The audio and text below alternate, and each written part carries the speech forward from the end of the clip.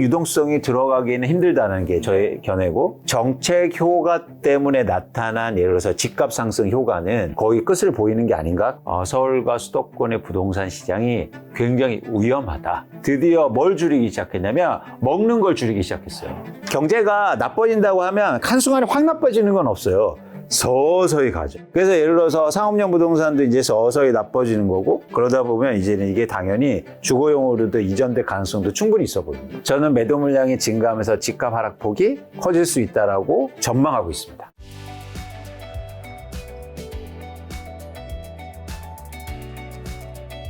대표님은 뵐 때마다 느끼는 건 이 부동산 전문가로서 이렇게 이코노미스트 분들이 하시듯이 냉철하게 분석해 주시지만 뭔가 그 분석과 전망에 따뜻함이 묻어 있는 것 같아요. 요즘 날씨가 좋아지 이 봄 같은 남자. 노력하겠습니다. 자, 벚꽃처럼 떨어지지 않게. 하지만 벚꽃은 떨어지기에 매력이 있는 거지. 그렇죠. 새로 또 새순이 나잖아요. 그렇죠. 이제 벚꽃 시즌도 거의 끝났죠. 예. 자, 요즘 경기 좋지 않잖아요. 많은 분들 느끼고 있을 텐데 부동산 시장에서 느낀 경기는 좀 어떨까요? 뭐 일단 전반적으로 지역별로 굉장히 차가 크게 나타나고 있는데 뭐 갑자기 뭐 가격이 크게 하락하거나 뭐 이런 상황은 아니고, 일단 경기가 안 좋다고 그리고 경제 상황이 안 좋다고 하지만 부동산 시장은 일종의 시간차가 좀 있거든요. 예를 들어서 당장 뭐 경기가 안 좋다고 그래서 부동산 가격이 하락하고 이런 상황은 아니니까 조금 이런 경제 상황과 그리고 경제 전망과는 시차가 좀 존재한다. 그래서 당장 뭐 가격이 하락하고 뭐 이런 상황은 아니다라고 판단하고 있습니다. 자, 그럼 2025년 지금 벌써 4월이에요. 벌써 중순을 왔습니다. 1월에서 4월까지 현재 부동산 수도권 집값 상황 어떻고, 요즘 사람들 그럼 수도권의 사람들의 심리 좀 어떤 것 같으세요? 솔직히 말씀드리면 지금 시장 상황을 어떻게 판단하기가 굉장히 어려워요. 왜냐하면 두 가지 변동성이 있었기 때문이에요. 첫 번째는 뭐냐면 이제 서울을 중심으로 해서 뭐 잘 아시겠지만 여러분도 토호제 지정하고 그다음에 그 전에는 폐지가 있었지 않습니까? 그렇죠. 이렇게 정책의 변동성이 커지다 보니까 지금 일어나는 변화를 예를 들어서 시장 상황을 판단하고 전망하는데 사용할 수 없다고 봐요. 그러니까 예를 들어서 저희가 부동산을 내 집 마련하고 뭐 부동산 투자를 하는데 당장 6개월 후를 얘기하는 게 아니지 않습니까? 그래서 3년 후, 4년 후 이런 시장의 변화가 중요한데, 당장 이렇게 시장이 막 급등락하고 거래량이 변화하는데 그걸 통해서 장기 전망하기는 좀 어렵다. 그래서 지금의 시장 변화를 좀 논하기는 힘든 상황인데, 한 가지를 말씀드리자면 뭐냐면 사실은 자산 시장에서 가장 중요한 건 뭐냐면 리스크잖아요. 리스크. 근데 리스크는 뭐냐면 변동성을 의미해요. 많은 분들이 리스크를 얘기할 때 손실 가능성을 얘기하는데, 투자로 자산을 본다면 변동성이 되게 중요합니다. 그런 측면에서는 지금 한국의 부동산, 특히 서울과 수도권의 부동산이 변동성이 굉장히 커졌어요. 그 얘기는 뭐냐면 위험하다는 겁니다. 그러니까 이 얘기를 이제 다시 말씀드리고 싶어요. 뭐냐면 위험하다고 생각하면 가격이 많이 떨어진다는 얘기가 아니고, 이 얘기는 다시 드리겠고, 변동성이 커졌다는 거예요. 그래서 가격이 막 크게 올랐다가 떨어지기도 하고, 거래량이 증가했다가 크게 감소하기도 하고, 이런 변동성 차원에서 보면 서울과 수도권의 부동산 시장이 굉장히 위험하다 라고 일단 판단할 수 있습니다. 자, 말씀해 주신 서울시가 송파구, 잠실동, 강남구, 삼성, 대치, 창담도 토지거래가구역 해제했다가 다시 묶을 땐 또 반포, 용산까지 더 확장해서 규제했습니다. 일단은 뭐 묶은 이유는 뭐 정책적 실패라는 걸 깨닫고 이제 묶은 건 알겠는데, 왜 반포, 용산까지 확대했는지도 좀 궁금하고요. 실제 그곳의 현장 분위기 어떻고, 이 토제가 이 지금 다시 묶인 곳의 집값에 어떤 영향을 좀 끼치고 있나요? 일단 확대한 이유를 솔직히 잘 모르겠어요. 사실 경제적인 이유는 아닌 것 같고, 정치적인, 아무래도 뭐 정치 시즌이었어요. 그리고 또 하나 뭐냐면 어쨌든 정치인이니까 서울시장이나 어떤 서울시에서는, 그래서 제가 잘 이해는 일단 경제적이나 시장 차원에서 이해는 잘 못하겠다. 그런데 이런 측면이 있죠. 이제 해제해서 막 집값이 오르고 거래량이 폭증하니까 반대로 규제를 할 때는 그거보다 좀 범위가 넓어야 된다. 그렇죠. 그래야 효과가 날 수 있다라고 판단할 수는 있습니다. 그런데 뭐 정확한 이유는 제가 잘 모르겠고요. 대신 이제 시장의 변화를 저희가 주시해서 보는데, 첫 번째 아주 분명한 변화는 거래량이 급감하고 있어요. 그렇죠. 네, 뭐 불가피한 사실입니다. 그렇죠. 묶였으니까. 그렇습니다. 예를 들어서 서울의 아파트 거래량을 보면 지난해 7, 8월에 거의 9천 건까지 올라가요. 그러다가 그냥 시장에 큰 변화 없이 3천 건까지 줍니다. 그런데 올해 1월까지 3천 건까지 이제 계속되다가 2월에 토호제가 해제되면서 갑자기 6천 건 올라가요. 그러다가 3월에는 거의 지금 8천 건 막 이렇게 올라가고 있습니다. 근데 4월 들어서는 제가 볼 때 향후 신고 기간이 좀 남아있긴 한데 2천 건이 안 될 것 같아요. 그러니까 일단 거래량이 급감하고 있다. 이게 하나 이제는 분명한 변화고요. 이제 두 번째 변화는 그러면서 가격의 상승은 안 되고 있고 가격이 일부 이제는 조정되는 지역이 조금씩 나타나고 있습니다. 그래서 가격 하락폭은 큰 상황은 아니지만 어쨌든 가격은 조금씩 조정받고 있다. 이렇게 일단 판단하시면 됩니다. 자, 준비해 주신 자료가 있는데요. 강남 3구 토지거래 허가 해제. 이건 뭐죠? 그러니까 저희가 그 해제할 시점에 시장의 변화를 좀 면밀하게 살펴보자는 거죠. 어떤 시장의 변화가 있었는지. 그래서 2월 초에 이렇게 강남 3구의 토지거래 허가가 해제되지 않습니까? 맞아요. 그러다 보니까 일시적으로 매도 희망 가격이 상승하기 시작해요. 뭐 당연한 변화죠. 그렇죠. 집을 예를 들어서 내가 팔려고 내놓은 사람들이 이제 호가를 쉽게 말해서 올리는 거죠. 근데 흥미로운 현상은 여기서 보면 2월 12일 날 토어제가 해제되거든요.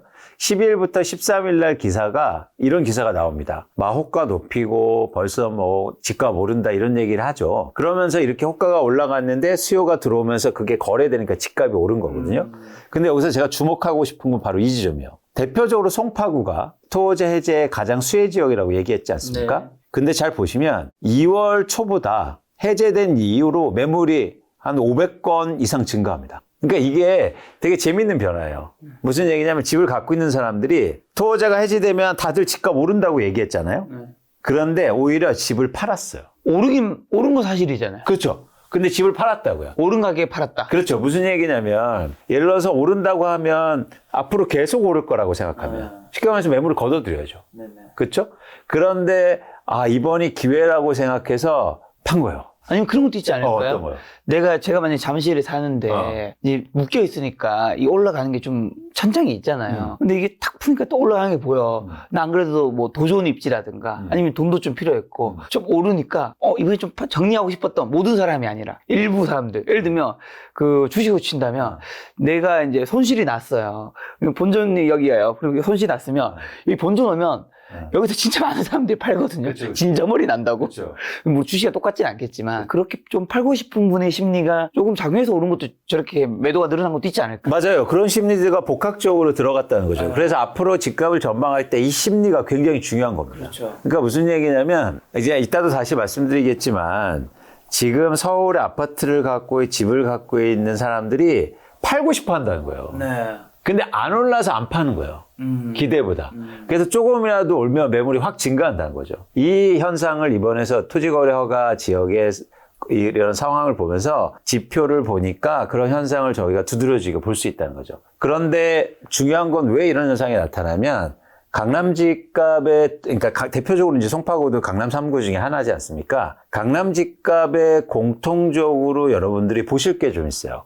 그걸 이왕 좀 말씀드리고 싶은데, 예를 들어서 우리가 이런 얘기를 하죠. 물론 이제 김 작가님도 저한테 이제 예정 질문에 있지만, 어떤 거냐면, 지역 양극화를 얘기하잖아요. 그렇죠. 그러면서 이제는 강남 집값이 계속 오른다는 얘기를 하지 않습니까? 맞아요. 그 말뜻엔 뭐가 있냐면, 수요가 많다는 걸 얘기해요. 네. 그렇죠. 그런데 그렇지 않다는 걸 말씀드리고 싶은 거예요. 무슨 얘기냐면 이제 예를 들어서 한번 볼게요. 이게 서울의 반포자이의 30평대 아파트의 실거래 가격입니다. 잘 보시면 이게 2019년부터 20억에서 지금 44억, 최고가가 44억이 최근에 거래됐어요. 그런데 가다가 2023년도 시점에 39억, 2022년도에 39억으로 올랐다가 27억 6천으로 한 번에 크게 빠진 적이 있거든요. 사실 요 시기를 한번 주목해서 보고 있는 거예요. 그러니까 무슨 얘기냐면 수요가 계속되고 양극화가 있고 살려는 사람들이 많으면 이렇게 집값 하락이 일시적으로 이루어질 수 없습니다. 그런데 이 시점에 어떤 일이 벌어지냐 잘 볼게요. 일단 집값이 오르니까 제일 먼저 일어나는 현상이 수요가 줄어요. 그러면서 거래량이 줄죠. 집값이 오르니까 수요는 당연히 줄을 수 있죠. 그렇죠. 왜냐하면 유효 수요가 감소하니까. 못 사니까. 이게 기간이 지속되고 어떤 외부의 영향이 있잖아요. 그러면 거래가 안 되면 집을 갖고 있는 사람들이 싸게 팔기 시작합니다.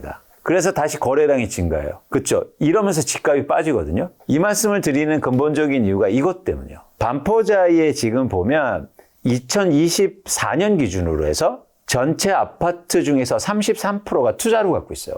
굉장히 많은 비중이죠. 그러니까 예를 들어서 내가 내 집에 살고 있으면 절대 싸게 팔지 않아요.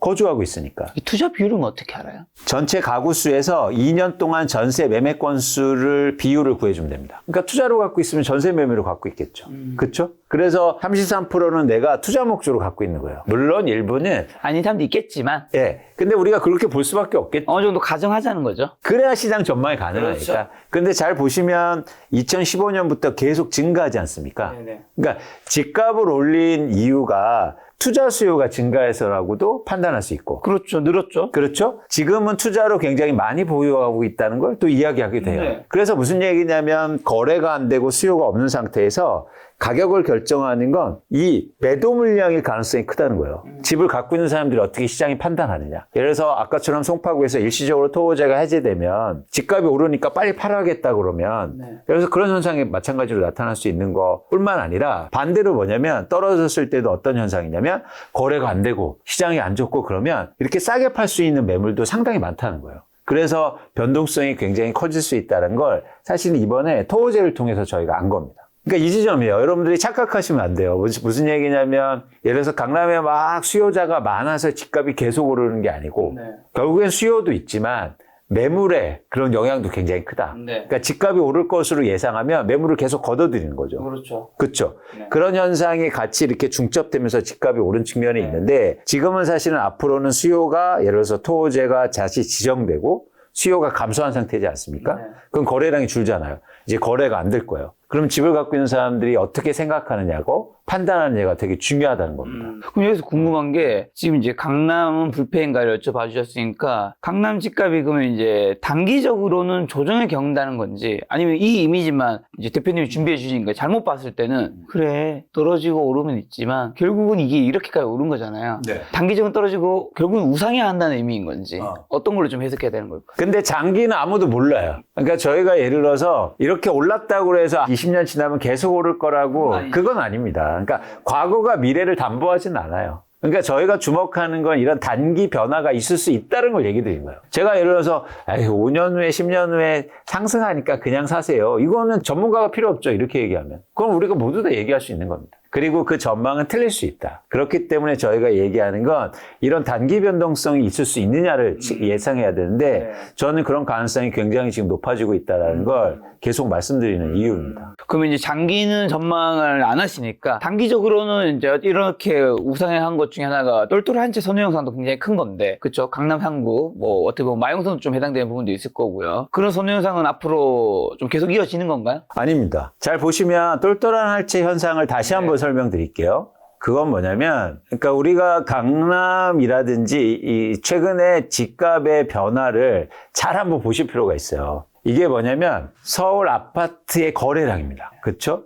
그러니까 예를 들어서 거래량이 이렇게 증가하면서 집값이 오른 건 수요가 많다는 거예요. 근데 잘 보세요. 예를 들어서 2021년도에 집값이 크게 상승한 다음에 수요가 급감하게 되죠. 네. 그러면서 집값이 하락해요. 알겠죠. 그건 뭐냐면 집값이 오르면 그 가격을 감당해낼 수 있는 수요가 줄 수밖에 없습니다. 수밖에 없죠. 그렇죠. 갑자기 소득이 증가하지 않느나. 그런데 아주 흥미로운 현상이 일어났어요. 무슨 얘기냐면 잘 보세요. 그 가격을 감당하지 못하니까 주택담보대출이 떨어지지 않습니까? 그렇죠. 대출도 못 일으켜요. 그러니까 집값이 이렇게 하락하죠. 2022년, 23년도에. 그런데 2024년도에 갑자기 대출이 급증합니다. 그리고 또 하나 보실 게 뭐냐면 이렇게 가격이 하락하는데요. 가격이 하락하는데 정책 대출이 폭증을 해요. 특히 2023년도를 주목해서 보고 싶은데 유효 수요가 없어서 집값이 떨어지고 있었다고요. 네. 그런데 정부가 여기만 보면 56조 원을 시장에 유동성을 공급해서 유효 수요를 당겨왔어요. 그렇죠. 그러면서 쉽게 말해서 집값을 살려냈습니다. 빠지던 걸. 그냥 뒀으면 더 빠질 수 있었는데 그런데 이 자금의 유동성이 들어오면서 어떤 현상이 일어났냐면 이 유동성으로 2024년도에는 갈아타기 수요가 늘어나요. 쉽게 말해서 노원구에 네. 아파트를 팔고 그 아파트를 예를 들어서 뭐 마포나 이런 지역으로 이동하는 거죠. 네. 자기 대출을 또 일으키면서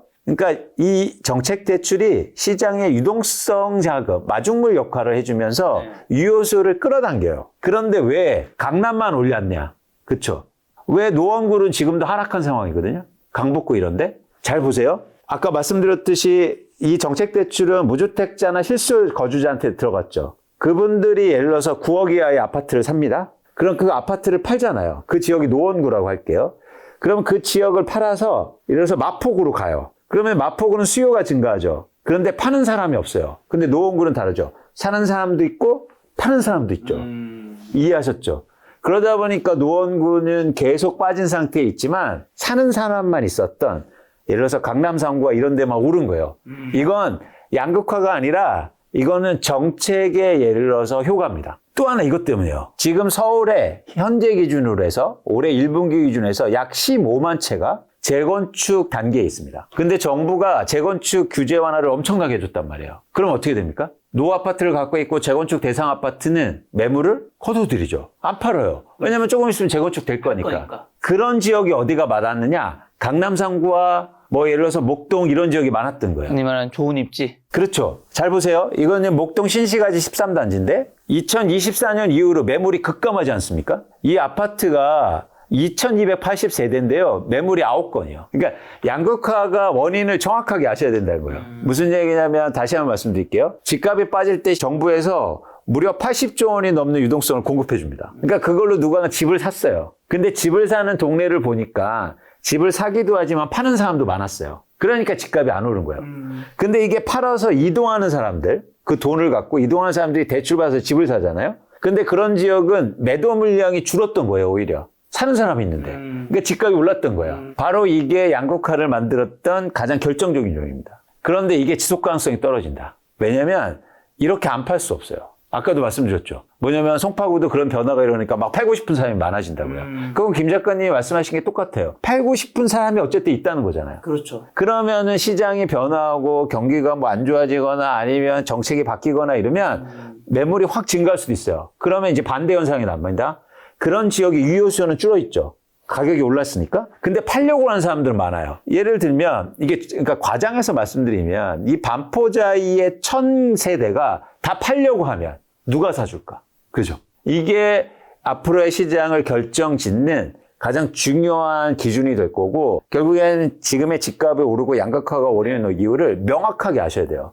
그게 단순하게 뭐 강남에 집 사고 싶은 사람들이 많아서 오른 게 아니라고요. 네. 정책의 효과가 가장 컸다. 결국엔 이 정부가 정책 자금과 그리고 재건축, 재개발 규제 완화를 통해서 인위적으로 만든 시장의 모습이어서 그렇게 되면 시장의 변화에 따라서 그런 어떤 과잉이 깨질 수도 있다. 그런 판단을 하고 있습니다. 자, 정책 얘기해 주셔서 사실 지금 시기가 대선을 앞두고 있는, 2달 앞두고 있어서 어쩌보기 힘들지만, 왜냐면 누가 될지 모르는 거니까. 정부는 앞으로 그럼 부동산 정책 좀 어떻게 하리라고, 왜냐면 정책에 의해서 재건축, 재개발, 정책 자금에 의해서 집값 영향을 받았다고 하셨으니까 안 여쭤볼 수는 없고. 맞아요. 그러면 이제 모든 후보를 가지고 여쭤볼 수는 없으니까 어쨌든 현재 그냥 데이터상으로 여론조사상으로 이제 이재명 후보가 제일 앞서고는 있으니까 이재명 후보가 된다면 정책을 좀 어떻게 펼쳐나갈 것인지 좀 예상을 해서 같이 좀 얘기해 주신다면. 아니 솔직히 지금 예를 들어서 민주당에서는 부동산 정책을 얘기하고 있지 않아요.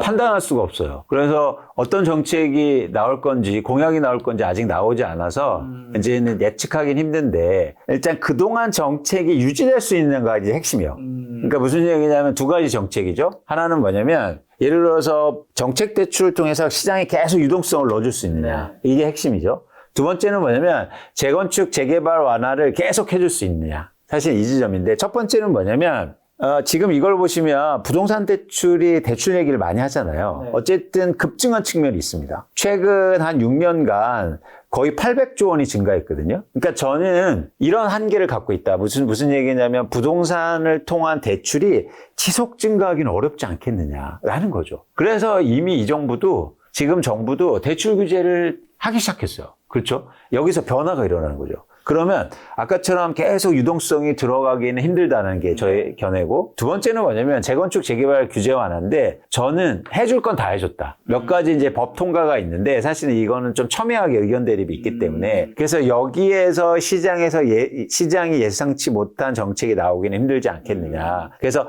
정책 효과 때문에 나타난 예를 들어서 집값 상승 효과는 이제는 거의 끝을 보이는 게 아닌가 그런 생각을 갖고 있다는 겁니다. 이제 토지 얘기를 좀 마무리를 지으면 지금 토지 다시 묶인 곳의 집값은 묶이고 떨어지고 있나요? 어떻게 되고 있나요? 요즘? 떨어지는 곳이 나타나죠. 오르진 않을 것 같고. 오르진 않죠. 근데 거래가 안 되면서 이제 떨어지기 시작했어요. 네. 호가는 뭐 확연히 떨어졌고 네. 호가를 엄청나게 올렸었는데 그러다 보니까 시장에서 이제 변화가 일어나는 거고, 네. 근데 부동산은 어쨌든 시계열이 좀 필요해요. 그렇죠. 시간이 필요해요. 이제 뭐 한 달이 이제 좀 안 됐으니까 그런 측면에서 시장을 지켜볼 측면은 있는데 너무 뭐 예상되는 시장 변화다. 거래량은 크게 줄면서 이제 가격의 추이를 좀 지켜봐야 될 건데 가격 하락도 좀 불가피하지 않느냐 보고 있습니다. 자, 그러면 이런 걸 바탕으로 지금 이제 4월이니까요. 올해 하반기 많은 분들 궁금해 하실 텐데 올해 하반기나 뭐 내년 수도권 부동산값 어떻게 보시나요? 전망은? 일단 명확한 변화는 뭐냐면 거래량이 줄 거예요. 거래량 그러면서 줄다. 하반기로 갈수록 이제 가격이 하락이 본격화될 것으로 보고 네. 있고 올해 하반기 그리고 내년까지도 이제 집값 하락세가 이어질 가능성이 높겠죠. 이 근거는 뭐냐면 아까처럼 집값이 올랐기 때문에 수요가 부족한 상황 속에서 집을 갖고 있는 사람들이 이제 팔기 시작한다는 거예요. 그게 저의 전망의 근거고 네. 그런 변화가 이어지지 않을까 생각을 하고 있습니다. 그런 차원에서 제가 이제 미국 얘기를 좀 해드리고 싶어요. 여러분들 이해도를 높이기. 여기 어디죠? 플로리다? 여긴 플로리다입니다. 앞에 사라소타? 예. 그러니까 여기가 플로리다에서 또 제일 살기 좋은 곳으로 꼽힌 곳이에요. 그러니까 플로리다는 미국 사람들이 가장 살기 좋은 곳으로 꼽는 지역입니다. 날씨 좋죠. 기후 좋죠. 네. 그 다음에 여기가 상속세가 없어요. 집도 좋네요. 상속세가 없어요. 그러다 보니까 돈 있는 사람이 몰려 들어가는 거죠. 3년 전에는 이 제프 베조스, 아마존의 제프 베조스가 여기에 이렇게 집을, 대저택을 3개나 이렇게 매입하기도 합니다. 그러다 보니까 이게 지난해 말부터 올해 2월까지인데 우리가 알고 있는 주요 대도시에서 플로리다도 이주를 엄청나게 해요. 그래서 뉴욕에서 5,000명 이상, 샌프란시스코, 워싱턴, 보스턴 이런 데서 사람들이 엄청 이주하죠. 그럼 이렇게 하면 어떻게 됩니까? 날씨 좋죠. 사람들 많이 움직이죠. 세금 없죠. 그러면 당연히 집값 올라야 되는 거 아닌가요? 그렇죠? 근데 최근에 집값이 폭락하고 있어요. 이거 왜죠? 이 지점이 중요해요. 뭐 공급이 더 많이 됐나요? 잘 보세요. 이 지점이 중요합니다. 뭐냐면 플로리다가 그동안 이걸 보시면 팬데믹 이후로 집값이 가장 많이 오른 지역이에요. 네. 그렇죠? 많이 올라서 많이 빠지는 겁니다. 왜 그런 현상이 나타나냐면 아까도 얘기 드렸듯이 많이 오르니까 이 그래프는 플로리다 하우징 디맨드인데 많이 오르니까 수요가 일단 줄어요. 당연하죠. 비싸니까. 그렇죠. 그러면서 2023년부터 거래가 안 돼요. 그렇죠? 근데 2023년부터 집값이 빠지지 않습니다. 거래 안 되는 기간에 상당 기간 지속되잖아요. 그럼 다음 현상을 보세요. 이 그래프가 급증하고 있죠. 이건 뭐냐면 change in supply of homes for sales예요. 매도 물량이라고요. 집을 갖고 있는 사람들이 지금 엄청 팔기 시작했어요. 그러니까 지금 집값이 이렇게 플로리다 갑자기 급락하는 거라고요. 네. 자, 정리해 드릴게요. 플로리다에 주택 공급 없습니다. 네. 건설사들 집 못 줘요. 땅이 없어서. 그런데 집값이 많이 오르니까 살만한 수요가 줄죠. 네. 그러면서 제일 먼저 나타난 현상은 거래가 안 돼요. 근데 이 시간이 조금 지속되면 뭐다? 매물이 증가하면서 집을 갖고 있는 사람들이 팔려고 하면서 집값이 떨어지는 거예요. 네. 지금 우리나라는 2단계에 있는 거예요. 어. 지역별로 차이가 있지만 네. 사실은 가격이 많이 올라서 수요가 감소한 상황입니다. 그래서 아까 말씀드렸잖아요. 이 그래프를 다시 한번 보여드릴게요. 이게 서울의 아파트 거래량인데 어떻습니까? 거래량이 크게 줄죠. 그건 뭐냐면 가격이 올랐기 때문에 살만한 사람이 준 거예요. 그 증거는 여기에 있습니다. 이건 뭐냐면 서울의 주택구입 물량 지수인데 네. 중간 소득의 가구가 대출을 받아서 집을 살 수 있는 아파트의 양이에요. 어때 보입니까? 10년 전에는 중간 소득 가구가 20채 넘게 살 수 있었어요. 근데 지금 6채밖에 되지 않아요. 이것도 증가한 게 뭐냐면 대출을 규제를 완화해 줬기 때문입니다. 그러니까 저는 이게 임계점에 와 있다. 네. 그러니까 여기서 계속 수요가 증가할 수는 없어요. 그래서 이 변동을 잘 보시면 좋겠는데 이제 정리해서 말씀드리면 집값은 이렇게 사이클을 일으키면서 사이클을 그리면서 변화합니다. 처음에 수요가 증가하죠. 그럼 가격이 올라요. 그러면 집을 갖고 있는 사람들이 안 팔아요. 집값 오를 것 같으니까. 그럼 집값이 더 오르죠. 집값이 더 오르면 수요가 줄기 시작해요. 그러면 가격 하락이 조금씩 시작되죠. 가격 하락이 조금씩 시작되고 조금 기간이 길어지면 이제 드디어 집을 갖고 있는 사람이 팔기 시작합니다. 그러면은 집값이 크게 빠지겠죠. 그러면 다시 수요가 증가해요. 난 가만히 있어도 집값이 빠지면 살만한 사람들이 다시 증가하는 거죠. 그러면 다시 수요가 증가하고 가격이 오르기 시작합니다. 그럼 또 공급이 팔려는 사람들이 줄고 가격이 더 오르죠. 이런 사이클을 만들어가요. 지금 서울의 아파트 시장은 제가 볼 때 요 시점에 와 있다. 지역마다 약간 다르지만 근데 강남은 약간 여기고 예를 들어서 강북구나 노원구는 요 지점에 와 있는 거죠. 그래서 그런 변화를 여러분들이 아셨으면 좋겠고 이거는 한국뿐만 아니라 제가 플로리다를 말씀드린 이유가 다 똑같다. 부동산. 본질은. 이거의 사이클은 여기까지가 안 바뀌군요. 다시 그렇죠. 수요 증가, 가격 상승 그렇죠. 거는 여기랑 똑같은 거니까. 그렇습니다. 근데 지금 공급에서 뭐 공급 실제로 신축 공급되는 걸 얘기하시는 게 아니라 집 갖고 있는 사람들이 파는 거의 공급을 위주로 얘기하시는 어떤 이유가 있을까요? 왜냐면 그게 우리가 말하는 집값에 영향을 미치기 때문이야. 정부에서 주도하고 기업에서 이런 거 공급하는 것보다 더 물량이 많으니까. 훨씬 많고 네. 예를 들어서 서울에 아파트 분양되는 게 많아요. 5만 가구인데 네. 그게 어떻게 집값에 영향을 미칩니까? 5만 가구가 뭐 2만 가구, 3만 가구에 해서 준다고 그래서 3만 가구 공급이 안 된다고 해서 시장이 폭등해요? 아니 그리고 과거의 시계를 봐도 건설사들이 짓는 아파트의 공급과 가격은 인과관계가 없어요. 네. 그렇기 때문에 여러분들이 예를 들어서 아까도 제가 반포자에 최근에 집값이 이렇게 빠졌는데 이거 공급이 있어서 빠진 게 아니잖아요. 그러니까 전제가 있습니다. 제가 물론 10년 후에 집값을 전망할 때는 공급을 얘기해야겠죠. 네. 그런데 여기가 5년 이내에 집값을 전망할 때는 사실은 훨씬 더 매물의 양이 중요하다라는 말씀을 드리고 싶은 거예요. 자, 그러면 한국에서 기준금리를 얼마 전에 또 인하 한번 했잖아요. 이게 어쨌든 기준금리 인하가 방향성이 어쨌든 어느 정도는 할지 몰라도 앞으로도 몇 번 정도는 더 할 수 있는 방향이잖아요. 이게 어쨌든 시중 대출금리에 영향을 미친 것도 있을 텐데 이게 부동산 및 대출에 영향을 좀 주지 않을까요? 그러니까 말씀드렸듯이 두 가지가 문제인데 지금 금리를 인하하는 게 경기가 안 좋기 때문이잖아요. 네. 예를 들어서 내가 가게도 장사도 안 되고 소득도 줄고 있는데 금리 내렸다고 해서 대출을 일으켜서 집을 산다? 그것도 하나도 떨어지지 않는 집값을 버텨주면서 그러기는 어렵다는 거고 두 번째는 뭐냐면 아까도 얘기했듯이 지금 가계대출이라든지 집을 살 만한 사람들이 대출을 더 일으키기에는 임계점에 와 있다고 봐요. 한계가 와 있다. 네. 그래서 여기서 금리만 낮춰준다고 해서 과거처럼 대출이 증가하면서 집 수요가 주택 수요가 증가하는 거를 예측하는 건 좀 어렵지 않느냐 판단합니다. 자, 그러면 지금 수도권 기준으로 해서 무주택자, 1주택자분들은 지금은 일단 어떻게 해야 되나요? 지금 4월 중순입니다. 기다려야 되나요? 그러니까 준비를 하고 잘 기다리시다 이런 말씀은 계속 많이 드리는데 어쨌든 올해 하반기까지는 여러분들이 추세를 보셨으면 좋겠다. 뭐 사실은 야 언제까지 기다려야 돼? 뭐 나 당장 살래. 그런 분들은 제가 어쩔 수 없어요. 예, 근데 여러분들이 이런 시장의 변화를 보시면서 그리고 아까 말씀드린 것처럼 위험한 시장이다. 변동성이 크기 때문에. 그래서 잘 고려하셔서 지금 집을 사고 내 집 마련을 무리하게 하실 때는 아니라는 말씀을 드립니다. 그리고 뭐 공급 얘기해 주셔서 이건 뭐 지난번에도 여쭤보긴 했지만 26년, 27년에 진짜 서울에 물량이 없다면서요. 공급 물량이. 이것 때문에 공급 절벽으로 집값 오른다는 얘기 있잖아요. 그건 아니라고 제가 명확하게 얘기 드린 거예요. 예, 그거는 근데 과거에 반대쪽에서는 그게 맞다고 또 명확하게 얘기를 하셔서 아니 증거를 그러니까 증거가 없어요. 부동산 인터뷰하면서 드는 생각은 상승 얘기하신 분들은 상승에 맞는 근거를 가지고 가서 얘기해요. 그러면 저 붙여주세요. 그것도 이유가 있어. 김 작가님 근데 대표님 얘기도 일리가 있어. 저희가 그래서 얘기했잖아. 혼란스러워. 제가 토론을 한번 하고 싶다고 김 작가 TV에서. 네네. 그랬더니 저하고 다 안 하려고 하잖아요. 아, 그래, 알겠어. 누구를 해야 될까? 고민해볼게요. 그러니까 이건 토론으로 풀자고요, 그럼.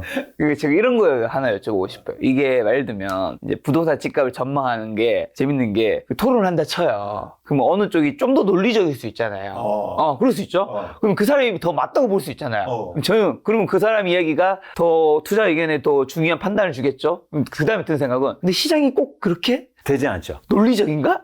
맞아요. 김 작가님 그래서 중요한 거예요. 이거를 분리해서 보자고요. 그러니까요. 그러니까 예를 들어서 저희가 토론하고 인과관계를 파악하고 원인 분석을 하는 거하고 그래서 어떤 사람이 사기를 쳤어. 근데 결과만 맞췄어. 그건 좀 아니죠. 그렇죠. 그러니까 저희가 명확하게 구분해서 이거를 볼 필요가 있습니다. 그러니까 여러분들이 경계해야 돼요. 예를 들어서 아파트를 막 20채를 갖고 있는 사람이 있어요. 그래서 투자 잘한다고 해서 여러분들한테 투자하는 방법을 소개시켜줘. 그 말이 다 맞습니까? 아니죠. 그러니까 안 맞아요. 왜 안 맞냐면 예를 들어서 이런 거죠. 우리는 막 와 대단하다 20채 그럴 수도 있겠지만 사실은 본질은 어디에 있냐면 그럼 사기 전에 얘기했어야죠.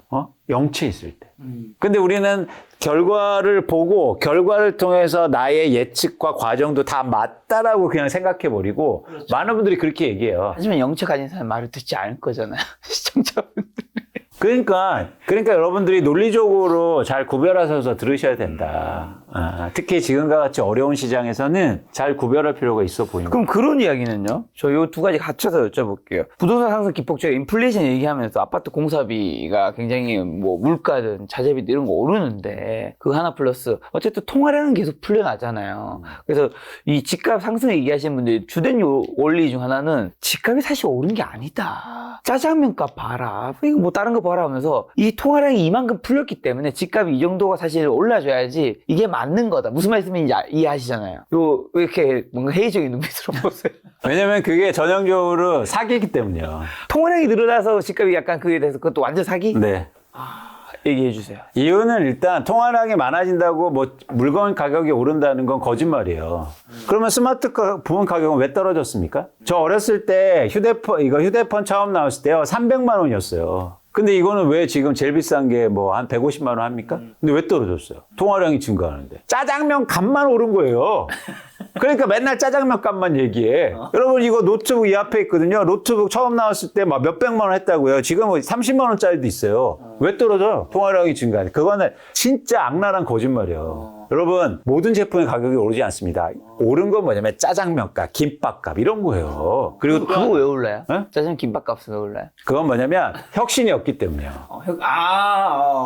기술 혁신이 없으니까. 기술 혁신이 좀 없는 영역일 수도 있고 어떻게 보면 근데 IT나 이런 건 사실 혁신이 일어나면서 정말 좋은 제품들이 나오고 하니까 그러면서 가격이 낮추는 가격이 거죠. 낮춰지고. 네. 그러니까 여러분들이 이건 완전 거짓말이다. 인플레이션의 통화량이 증가해서 모든 제품의 가격이 오른다는 말, 뭐 물건의 가격이 오른다는 말은 말도 안 돼. 아니 이건 예를 드렸으니까 여러분 이해하시라고 생각합니다. 제가 억지 부리는 게 아니에요. 두 번째는 그러면 부동산이 예를 들어서 혁신이 없은 분야면 가격이 오를 수 있죠. 그런데 중요한 게 있어요. 왜냐면 부동산은 지금 투자로 거래되고 있다고요. 예를 들어서 인플레이션이 되고 통화량이 증가하면 투자로 거래되는 자산은 모두 오릅니까? 그런 건 아니겠죠. 아니죠. 전형적으로 생각해 볼게요. 아까 제가 반포자에 말씀드렸죠. 반포자에 제가 다녔던 GS건설에서 만들었거든요. 네. GS건설 주가가 반포자에 지을 때는요. 분양할 때 말고 지을 때는 주가가 18만 원이었어요. 근데 지금 2만 원이에요. 투자로 거래되잖아요. 그러면 인플레이션과 통화량과 상관없이 가격이 폭락할 수 있다고요. 이해하셨습니까?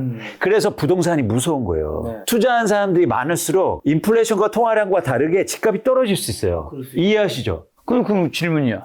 강남 집값은 역사적으로 뭐 IMF라든가 그 다음에 2008년 서브프라임 글로벌 그 다음 빼고는 일시적으로 뭐 이렇게 떨어진 적이 있어도 계속해서 이렇게 올랐잖아요. 그러니까 김 작가님 지금도 마찬가지예요. 과거의 모습이 미래를 결정하지 않아요. 우리가 미래를 전망하려고 하는 거 아닙니까? 맞습니다. 지금이 미래하고 달라진 점이 있다고요. 아까도 보여드렸잖아요. 훨씬 더 뭐다? 투자 비중이 많아졌다. 그렇습니다. 반포의 원베일리 있잖아요. 투자 비중이 몇 프로인지 아세요? 차이보다 더 많을 것 같은데. 50%입니다. 놀랍죠?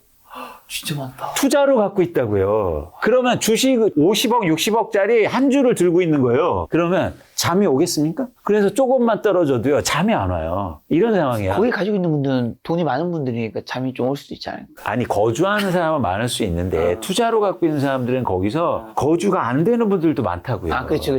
전체에 살 수 없으니까 갭을 끼고 사는 경우도 있고. 그렇습니다. 그렇기 때문에 여러분들이 이 시장의 변화, 과거와 다른 시장의 변화를 이해하셔야 돼요. 예를 들어서 10년, 20년 전에는 투자 비중이 뭐 10%, 20% 내외였어요. 네. 근데 지금 강남의 투자 비용이 거의 45%를 넘어가요. 투자로 다 갖고 있다고요. 그러면 투자 자산이 인플레이션이 된다고 다 오른다? 이건 아직도 많은 전문가들이 사용으로 부동산을 보기 때문이요. 쓰는 걸로 보니까 김밥처럼 얘기하는 거라고. 절대 아니다, 여러분. 그래서 아까 보세요. 그럼 플로리다 집값은 왜 빠집니까?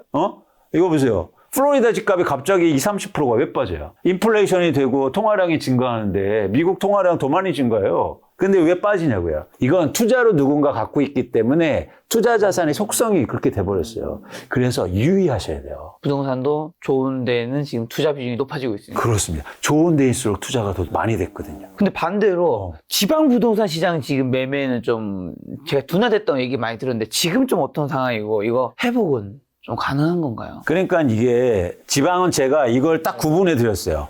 많은 분들이 이거를 딱 보시면 돼요.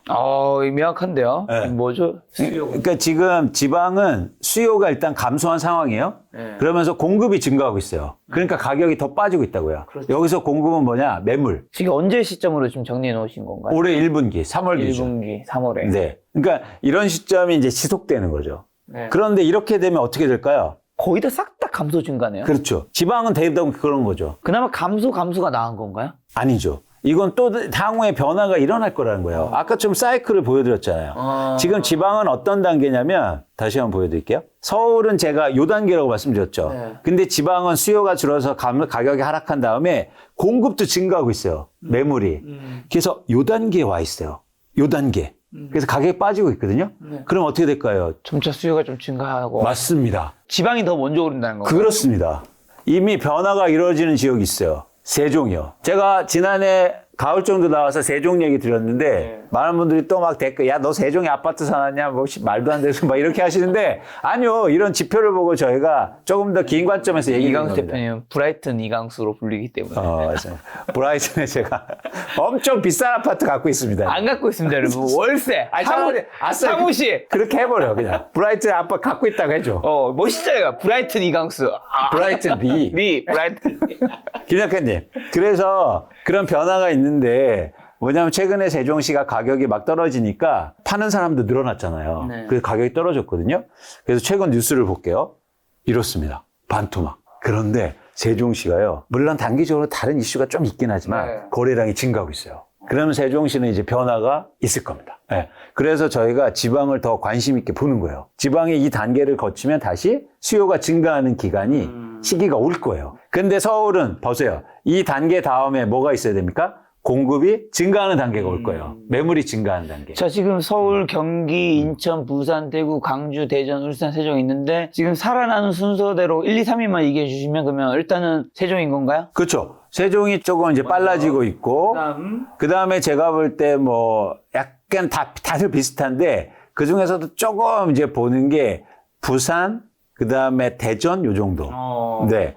왜요? 부산, 대전도 코멘트 한 주씩만 해주신다면요. 아니 거래량이 조금 올라오고 있어요. 어. 근데 이제 의미 있는 숫자는 아니에요. 그래서 계속 지켜보고는 있어요. 시간이 좀 많은 분들이 그럼 필요해요. 걱정하시는 게 지금 대표님 말씀대로 지금 세종, 부산, 대종 이제 수요는 감소, 공급은 증가해요. 그래서 이제 오를 수 있겠죠. 근데 우리가 특히 서울, 그 다음에 강남에 또 꽂힌 것 중에 하나는 떨어지는데 오를 때 더 많이 오른다. 지방은 올라도 이게 그렇게 많이 안 오르기 때문에 결국 서울, 결국 강남, 상부 이렇게 생각하시는 분들이 많잖아요. 그거까지 하면 어떻게? 그렇지 않아요. 오를 때 한번 볼까요? 세종시 오를 때 보십시오. 전국 아파트가 상승률 1위입니다. 1위. 세종시 새 아파트 46% 급등이에요. 아니에요. 어떻게 제가 질문할 줄 알고 딱 자료가 준비되어 있네. 짜지 않았죠. 짜지 않았어. 그러니까 그거는 편견이에요. 데이터로 검증 안 돼. 보세요. 가장 많이 오르잖아요. 그런데 이렇게 오르면 또 어떻게 된다? 그렇게 생각할 수는 있겠네요. 율로는 당연히 그런데 금액으로 쳐버리면 사실 서울이 너무 비싸니까. 그렇죠. 근데 예를 들어서 그만큼 리스크도 큰 거죠. 그렇죠. 그렇죠. 그건 감안해야 됩니다. 그건 어쩔 수 없죠. 절대 금액 자체가 큰 거니까. 그래서 나는 뭐 한 500억 있어. 그런 분한테 제가 뭐를 말씀드리는 그런 건 분은 아니에요. 뭐 지방에 살 수 있는 금액 자체가 아니죠. 네, 그러니까 그건 선택사항이 아니니까 우리가 고려할 때는 그걸 고려해야 되고 사실은 과거에는 완전 이게 불과 뭐 4, 5년 전입니다. 보세요. 근데 사람들 생각이 완전 달라졌죠, 갑자기. 그런데 이런 것들이 또 바닥을 만들어요. 재밌죠. 이게 사이클이고 부동산 시장의 변화란 말이에요. 그럼 저 하나만 여쭤보면 이 세종 아파트가 이때는 몇 년 전인지 모르겠어요. 이때는 뭐 이거 지금 뉴스예요. 지금? 작년 말, 지금 올해 초. 이제 이렇게 됐고, 근데 몇 년 전에는 이렇게 난리 쳤는 게 뭐 몇 년 만에 뭐 세종시라는 입지는 가진 조건값은 뭐 엄청 다를 수는 없는 건데 맞아요. 이게 막 완전 상황이 달라진 거잖아요. 그래서 저는 여쭤보고 싶은 게 부동산도 사실 주식도 뭐 지금도 뭐 기사 찾아보면 좋은 쪽에 맞는 뉴스도 있고 나쁜 쪽에 맞는 뉴스 다 있을 거고 또 시간이 달라지면 아파트 거래량이 지금 얼어 있는 서울 같은 경우도 나중에 되면 또 좋아질 수 있고 왔다 갔다 하잖아요. 그래서 저는 이제 이거를 다 맞출 수 없는 사람이라면 내가 전문가가 아니고 전문가의 도움을 받을 수 없어. 저도 이제 인터뷰를 좀 오래 했으니까 제가 생각하는 걸로 여쭤보고 싶은 건데 그걸 정말 맞출 수 없다면 일반인이라면 전문가의 도움도 받을 수 없다면 그냥 내가 돈을 벌면서 돈이 쌓여요. 그러면 내가 살 수 있는 이제 이자도 어느 정도 감당할 수 있는 선에서 근데 그래도 최대치 감당할 수 있는 선에서 최대치 거기서 최고 입지에 사는 거예요. 그리고 또 열심히 일해. 그리고 또 생각하지 않아. 이런 것들 너무 고민하지 않아. 어차피 나는 전문가가 아니니까. 그리고 거기서 또 갈아탈 때도 내가 돈이 좀 준비가 돼요. 또 갈아타게 고민하지 않고 그냥 제일 좋은 입지 내가 갈 수 있는데 그러니까 제가 생각하는 일반인이 할 수 있는 전문가의 도움을 안 받고 있는 영상을 만약에 안 본다면 이게 최선이라고 생각하는데 뭐 어느 정도 일리가 있나요? 지금까지는 일리가 있었다고 하는데 지금은 안 돼요. 이제는 안 된다. 그러니까 이유가 있어요. 뭐냐면 알려주세요. 왜 안 되는지. 내가 살고 싶은 아파트를 그러니까 대출을 일으켜서 그렇게 열심히 일해서 사는 구조가 안 돼요. 그만큼 집값이 너무 올랐어요. 아까 말씀드렸죠. 중간 소득의 가구가 서울에 아파트를 살 수 있는 게 100채 중에서 6채밖에 안 된다고요. 아예 살 수가 없어요. 그러면 이제는 여러 가지가 필요합니다. 내가 지금 산다 그러면 쉽게 말해서 저는 이렇게 얘기하시는 분들이 가장 싫어요. 뭐냐면 그거 잘 못 맞추니까 언제나 사요. 그건 뭐냐면 살 수가 없어요. 지금. 그래서 뭐냐면 언제나 사라는 말은 지금 쉽게 말해서 최대한 막 끌어들여서 사라는 거예요. 그래서 영끌이라는 단어도 있지 않습니까? 그러기에는 시장이 너무 위험한 거예요. 경제 상황이라든가 지금 부동산 가격이라든가 시장의 변동성 차원에서 그래서 지금 우리가 강남 옆에 아파트가 막 신문에서 나오고 그러지만 어떤 일이 있냐면 최근에 30대가 가장 집을 많이 사지 않았습니까? 30대가 평균적으로 지금 부동산이 2022년도 기준으로 해서 평균 자산이 5억 원이에요. 평균 자산이 대출받아서 샀죠. 그때 부채 비율이 얼마였냐면 한 70, 80% 됐어요. 근데 그 5억 원의 가치가 지금 4억 원으로 떨어졌어요.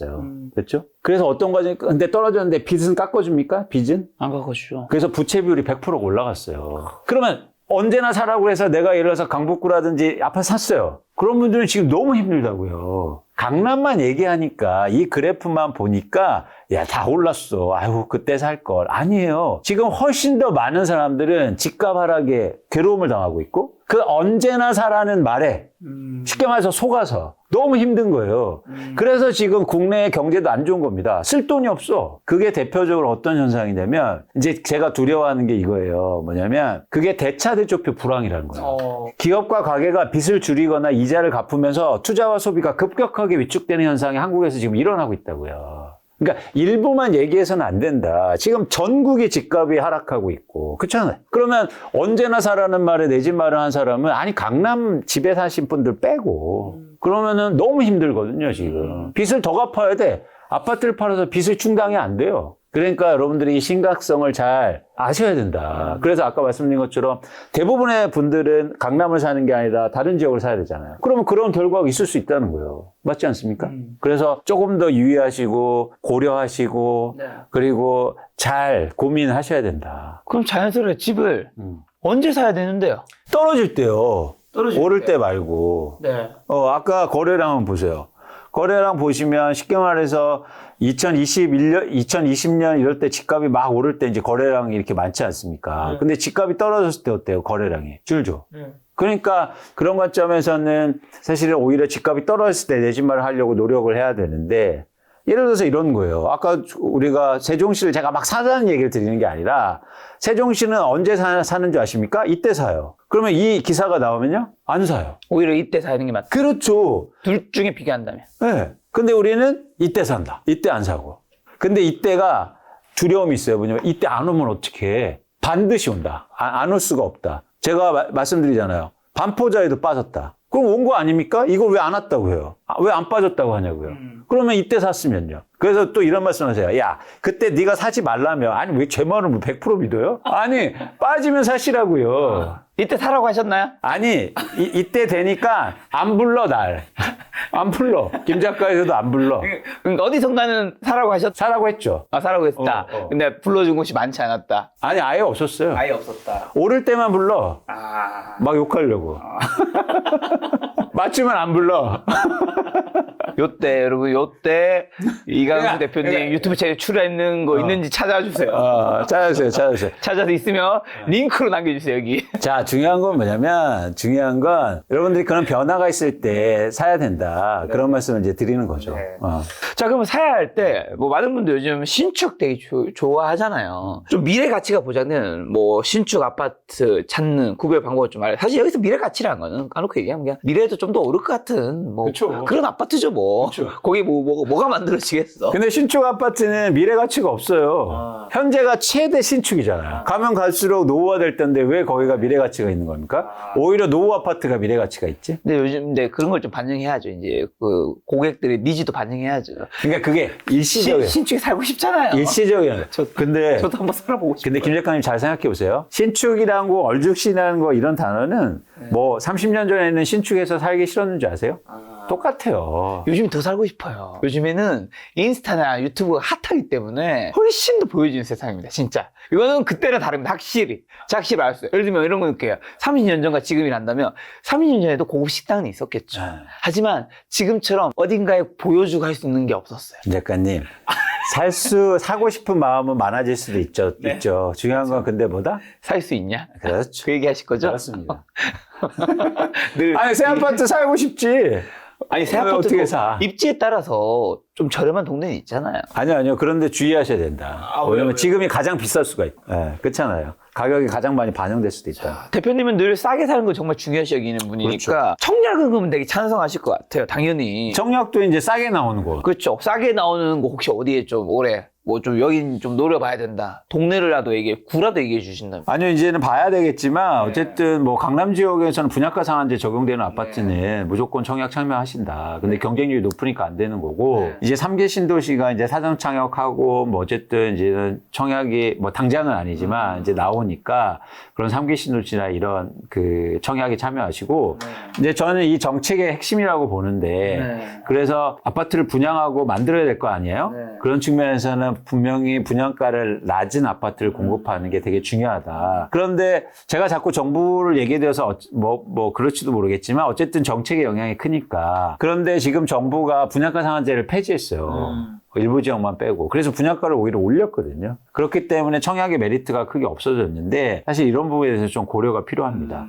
그러니까 무슨 얘기냐면 아까도 분양가가 오른다고 말씀드렸잖아요. 그런데 충격적이게 철근, 시멘트 다 가격이 빠졌어요. 유가가 뭐 거의 지금 반토막 났는데요. 근데 왜 공사비가 오른다고 해요? 그리고 지금 일자리가 없어서 인건비가 줄고 있는데 왜 공사비가 오른다고 해요? 어떻게 생각하세요? 몇 년 전과 비교했을 때 올랐겠죠. 작년 올해 비교하면 좀 떨어졌을 수 있겠죠. 아니 4, 5년 전보다 빠졌어요. 인건비가요? 그렇죠. 일자리가 없다니까요. 그런데 왜 공사비가 오를까요? 그건 뭐냐면 건설사들이요. 그냥 분양가를 높이는 겁니다. 분양가 상한제가 없으니까. 거기에서 우리는 속고 있는 거예요. 제가 건설사 잘 알잖아요. 저만큼 잘 아는 사람 많지 않겠죠. 전문가는 없죠, 거의. 건설사에 있다가 이코노미스트로 오셨죠? 애널리스트로. 건설 애널리스트를 20년 또 했지 않습니까? 건설 회사가 어떻게 돈 버는지 제가 잘 알죠. 그러니까 건설사들은 이런 어떤 분양가 오른다는 거에 기대해서 지금 엄청나게 분양가를 올리고 있어요. 근데 우리는 마치 야, 철근 가격이 올랐잖아. 네. 아니 10년 전보다는 올랐죠. 그렇죠. 그렇게 얘기하면 안 되죠. 알겠습니다. 그런 거에서 뭐 속지 말아야 한다는 얘기인 것 같아서 지금도 뭐 수많은 유튜브에서도 영상이 나오고 있고 자극적인 썸네일도 당연히 포함되어 있을 거고요. 그 다음에 기사도 나오는데 그런 거에서 보셨을 때 특히 지금 시장에 속지 말아야 되는 우리가 착각하고 있는 가짜 신호, 가짜 뉴스 뭐 어떤 게 좀 있을까요? 그러니까 제가 가장 경계하는 건 뭐냐면 예를 들어서 여기 지금 고점 올랐다. 근데 대부분 보면 아주 최고가 아파트나 한두 건 거래되는 데서 나오거든요. 그러니까 그런 거에 여러분들이 관심을 가지셔서 이렇게 심리적으로 불안해 안 하셨으면 좋겠다. 서울에 훨씬 더 많은 지역이 지금 가격이 하락한 채로 그냥 유지되고 있고 여러분들이 그런 입장에서 너무 조급해하게 생각하지 않으셨으면 좋겠습니다. 그런데 신문만 펼쳐놓으면 무슨 어디가 누가 한남 더일 샀대, 뭐 현금으로 막 다 주고 샀대, 뭐 어떤 연예인이 어딜 샀대 이런 얘기만 들으니까 아니 근데 그 시장하고 우리하고 상관없어요. 없잖아요. 한남 되게 좋더라고요. 아니 좋죠. 근데 중산층이나 내 집 마련 원하시는 분들하고는 상관없는 시장이잖아요. 상관없죠. 근데 그런 것만 막 뉴스에서 나오니까 마음이 조급해져. 저랑도 상관없고 대표님은 상관 있나요? 저는 관심이 없습니다. 살짝 잘 피해 가시는데. 상업용 부동산 한번 여쭤보면 제가 최근에 가로수길을 갔다 왔어요. 가로수길 지금 제가 갔다 온 영상 지금 올라가고 있을 텐데 와 제가 가로수길 이제 대로변 메인 대로 아시잖아요. 이쪽 갔다가 너무 충격받아서 다시 돌아서 유턴해서 다시 이렇게 해서 한번 갔거든요. 우와, 공실이 엄청나더라고, 진짜. 저는 이렇게까지 공실이 엄청난 가로수를 처음 봤고, 공실이 엄청나서 그런지 상권도 박살이 났고, 상권이 박살 나니까 사람도 당연히 없고, 사람이 없어서 상권이 박살이 뭐, 언제 먼저인지 모르겠지만, 그걸 보면서 든 생각이, 근데도 제가 알고 있기는 어쨌든 건물의 그 월세를 낮추지 않는 이유는 그 건물값이 떨어지기 때문인데, 그래가지고 이제 제가 밑에 댓글을 보니까, 댓글에 뭐 이제 어느 한쪽에서는, 아, 이제 왜 박살 난다. 사람도 안 올 거다. 하는 사람 있잖아요. 근데 또 집주인도 걱정할 필요 없다. 어차피 이 사람들 잘 먹고 산다 이런 사람도 있고. 근데 또 어떻게 보면 그 월세를 안 낮추는 이유 중에 하나가 원래 사실 압구정 로데오 쪽도 상권이 많이 죽었었잖아요. 근데 어느새 지금 이게 상권도 트렌드가 있는 건지 돌고 도는 건지 몰라도 지금은 되게 핫하단 말이죠. 그러니까 여기에 있는 가로수길 건물주들도 곧 나중에 또 들어오시니까 이 건물값을 그때까지 버티는 건지 결국에는 어떻게 될 것 같으세요? 여기 가로수길 그냥 비교 예시를 한다면? 그러니까 뭐 이렇게 지역이 옮겨 다니면서 수요가 옮겨갈 수 있지만 그렇죠, 이제 그렇죠. 지표로만 보면 일정 상업용 부동산 시장은 무너지고 있어요. 아, 그렇죠. 예. 이거 한번 보실래요? 2022년과 2024년도에 이제 상업용 부동산의 경배 건수 증가율인데 거의 뭐 2배 이상 증가하고 있고 이게 낙찰가율, 매각가율도 훨씬 중요한데 18% 하락해서 평균적으로 거래되고 있습니다. 그러니까 이거는 제가 볼 때 이 정도 수준이면 이제는 좀 근간이 흔들리고 있다고 판단하고 있는 거고 이제 여러 가지 근본적인 원인이 있어요. 뭐냐면 높은 임대료, 그 다음에 줄고 있는 수요. 쉽게 말해서 손님이 없다는 거죠. 이런 수요가 이런 이제 두 가지 요인이 경첩되면서 상업용 부동산이 특히 예를 들어서 그런 상가라든가 꼬마 빌딩 이런 것들이 굉장히 어려운 상황인데 저는 이게 쉽게 나아지기는 굉장히 힘들다. 왜냐하면 근본적인 아까 말씀드렸죠. 대한민국이 점차 지금 여기에 빠졌기 때문이요. 그래서 빚을 갚느냐고 소비를 할 수 없단 말이에요. 그래서 올해 2월 달에 전 중요하게 보는 지표가 어떤 거냐면 이제 드디어 뭘 줄이기 시작했냐면 먹는 걸 줄이기 시작했어요. 경제가 나빠진다고 하면 한순간에 확 나빠지는 건 없어요. 서서히 가죠. 그래서 예를 들어서 상업용 부동산도 이제 서서히 나빠지는 거고 그러다 보면 이제는 이게 당연히 주거용으로도 이전될 가능성도 충분히 있어 보입니다. 그래서 여러분들이 이런 시장을 뭐 부동산은 불패야 뭐 이렇게 얘기해서 만만하게 볼 때가 아니다라는 말씀을 드립니다. 네, 이제 가셔야 되니까 마지막으로 올해 하반기 한국 부동산 시장이 찾아올 주요 변화나 투자 기회 한번 마지막으로 조언 한마디 주고 가신다면요. 두 가지를 잘 보셨으면 좋겠어요. 첫 번째는 뭐냐면 어쨌든 정책이 중요하게 단기적으로 크게 영향을 미칠 겁니다. 그래서 이제 대선 이후에 정부가 어떤 정책을 하느냐. 예를 들어서 이거죠. 누가 집권을 하든 어쨌든 재건축 재개발을 막 활성화시킨대. 그럼 어떻게 됐습니까? 매물이 안 나오겠죠. 그러면 집값이 빠질 수는 없어요. 그래서 예를 들어서 이런 조건식에 대해서 여러분이 지목하시고 그런 측면에서 두 번째는 매도 물량을 잘 보셨으면 좋겠다. 매도 물량이 수요가 준 상태에서 아까처럼 플로리다처럼 증가하잖아요. 그럼 집값의 하락폭이 굉장히 클 수 있어요. 그러면 그렇게 크면은 내 집 마련 계획을 오히려 세우고 준비를 하실 필요가 있다. 그래서 하반기로 갈수록 특히 매도 물량에 집중해서 보시고 제 예측을 질문해 드린다면 저는 매도 물량이 증가하면서 집값 하락폭이 커질 수 있다라고 전망하고 있습니다. 알겠습니다. 또 부동산 시장에 이슈가 생길 때 강수의 복동방 이강수 대표님 모시고 좋은 이야기 들어보도록 하겠습니다. 얼마 전에 손님이 이강수 대표님이었습니다. 지금까지 소중한 시간 함께해 주셔서 정말 감사합니다. 오늘도 김 작가였습니다. 고생 많으셨습니다. 고맙습니다.